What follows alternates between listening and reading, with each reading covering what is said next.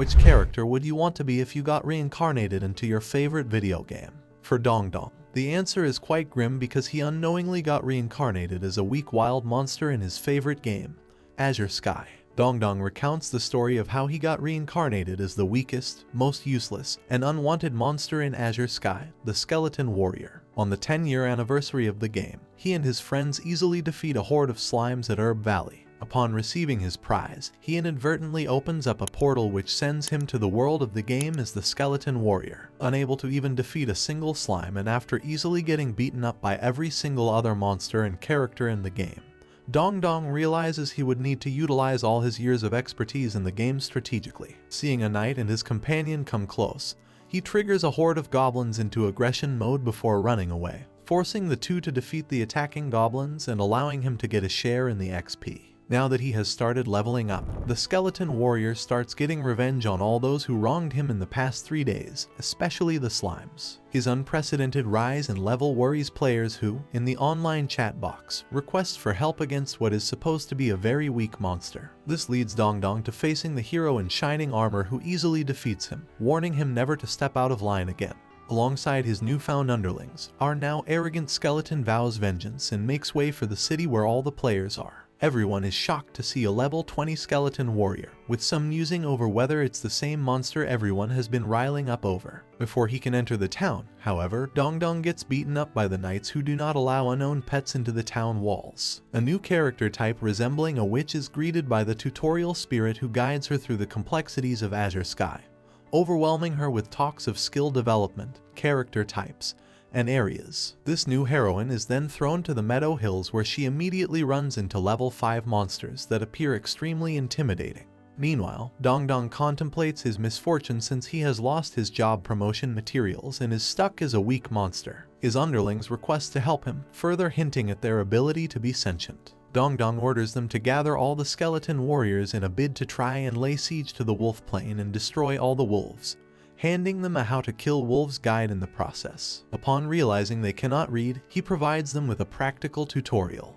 Unbeknownst to him, however, a character resembling a cat is spying on them, wondering why NPC monsters have started plotting against other monsters. The raid on Wolf Plain goes spectacularly, much to the shock of onlooker players who stand witnessing a horde of skeleton monsters defeating much stronger wolves through elaborate strategies and trappings. The hero's underlings, scaring off some of the newbie players, also manage to rob them as well, much to the delight of their master who ponders upon their growing sentience. With his promotion materials restored, Dongdong heads off to the Meadowy Hills where he witnesses Bubbles, the witch archetype introduced earlier, trying to make a slime her pet. Seeing her as the perfect master owing to her being a novice, he waits for his opportunity and steps in between her attack at the right time to become her pet. Bubbles is initially saddened at acquiring such an ugly pet, but after hearing a story Dongdong manufactures about his tragic past as a prince who got betrayed by his wife, she begins to find him as a smart and intriguing friend, wondering if the rest of the NPCs are just as complex. Having acquired a master, Dongdong finally manages to enter Yuug City, the commercial hub of Azure Sky.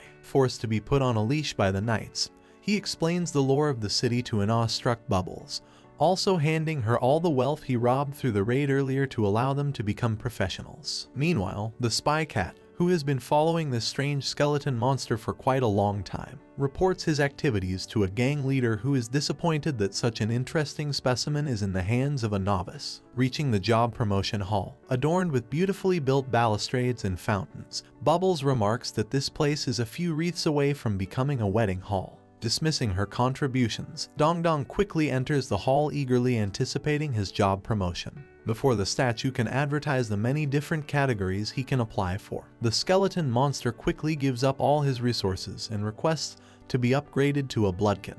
He receives a system message right after he is promoted and quickly reverts to his old gamer character type, an infinitely more handsome and dashing persona. Meanwhile, Bubbles is stuck outside wondering how she can do side quests while navigating through the guidebook. A passerby, resembling a squirrel, overhears her talking to herself and remarks that to start completing high-level side quests, she requires an overlord tier pet and has to be much more powerful than she currently is. He condescendingly points out that though she is a newbie, her pet's level is 20, which is much higher than her own level. The squirrel character warns her about her pet, claiming that the only way he could have become his pet is if he allowed her to capture him. And if this is so, then he is using her to acquire a job promotion.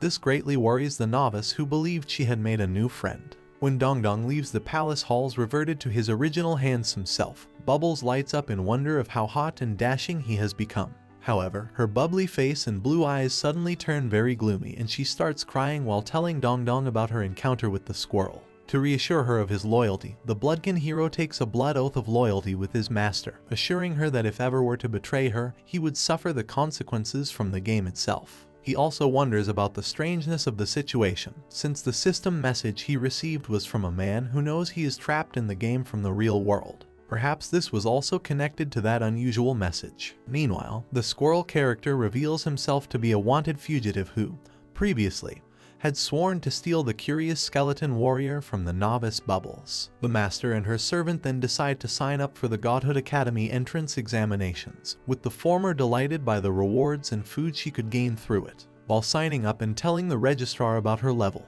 Jake the Knight overhears and starts patronizing the young girl. Dongdong, who was, during his early days as a skeleton warrior, defeated and bullied by Jake, decides he has a score to settle with him. When Jake challenges him to a fight, he easily dodges his attacks and turns the floor to ice, causing the latter to slip. Then, he uses his new Icy Blade attack to finish off Jake, much to the applause of the audience. After such an eventful day, the two decide to get food and have some rest. However, after running into an NPC begging for help after being robbed, Dongdong reluctantly decides to help, thinking this might lead to a side quest. After he deals with the thief, the hot-headed NPC calls them back home and after treating them to food, delivers them with a gift. The gift turns out to be a very underwhelming one, a limited gift card to the NPC's fruit stall. Yuku also then gives Bubbles an exam guide for the Godhood Academy, which Dongdong claims is extremely detailed. After leaving, Bubbles asks Dongdong if he will stay with her for eternity as her reward for helping return to human form.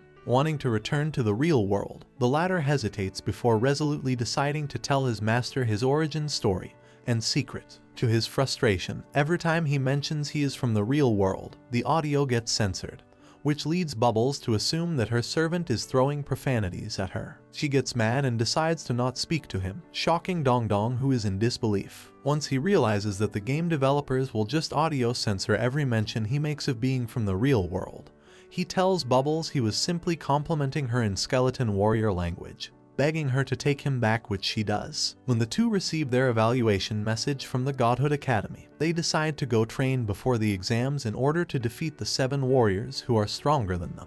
They return to Dongdong's old hideout, which has been turned into a massive fortress easily capable of fending off level 30 characters. He is in shock at how fatty and bony his 2 underlings have constructed an elaborate economy which subjugated the goblins and constructed tunnels. Pink Bubble and Dongdong are treated like royalty by the monsters, with the latter remarking at an extraordinary increase in their intelligence and work efficiency. He orders them to train Pink Bubble and increase her level to 39 while he sets off to test and furnish his new abilities in the forests. As Bloodkin, he farms promotion materials for Bubbles using his immense speed and ice abilities. He also laments being away for 5 days from his parents and company. However, it turns out that his parents are having the time of their lives and the company has already found a replacement, knowing that he is being used for a science experiment. 5 days later, a now level 39 Bubble is looking for a new slime pet but runs into Jake the White Knight once again.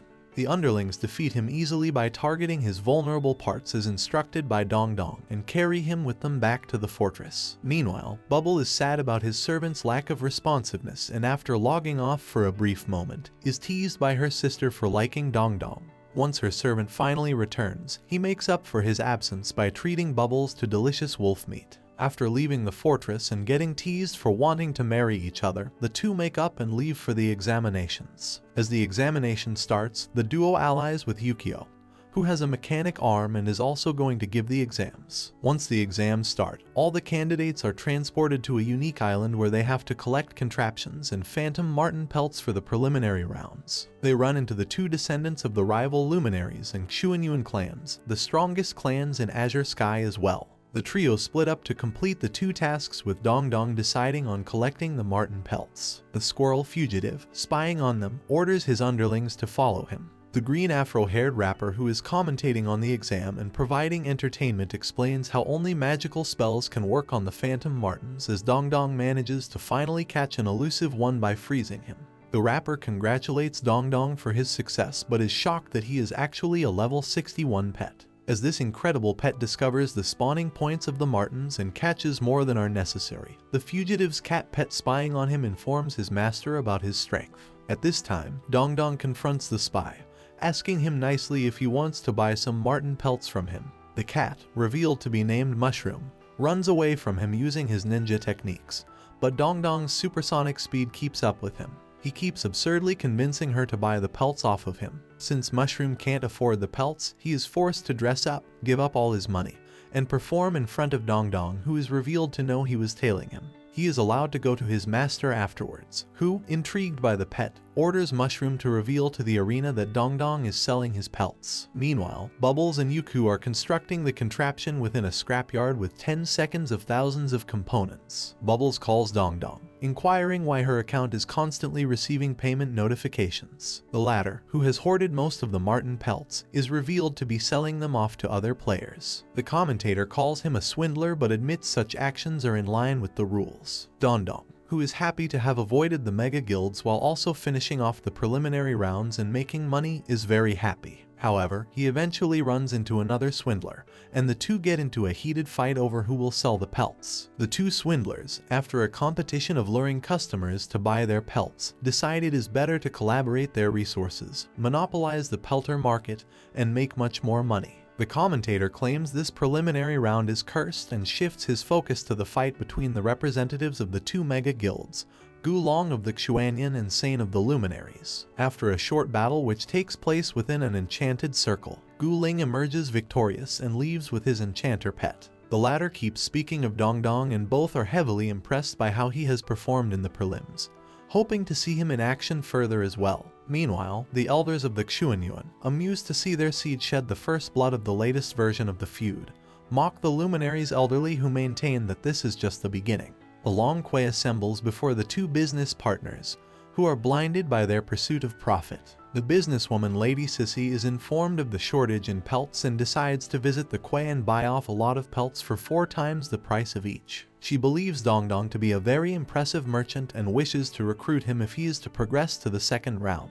Dong Dong and his partner slowly realize that they have fewer pelts in comparison to the massive quay that has gathered. They figure that someone else has also hoarded pelts, and this person is revealed to the Assassin Syndicate's leader, Lei. Having monopolized both the useful components and the pelts, he constructs a moving piano contraption before deciding to blow up all the pelts and destroy the components. He declares, manically, that this year's examination would have the lowest passing rate ever recorded. The end. For now.